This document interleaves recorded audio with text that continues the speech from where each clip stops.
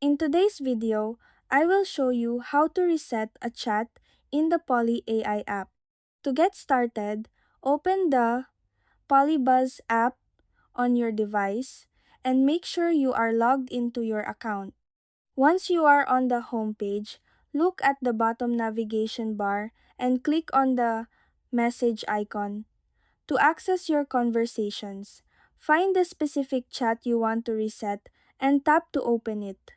Next, look at the bottom right corner of the chat screen and click on the icon that looks like 4 small boxes.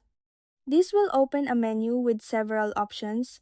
From here, click on Restart. You will then be given a choice to either restart a new chat for a completely clean slate or restart from message if you want to jump back to a specific point in your history.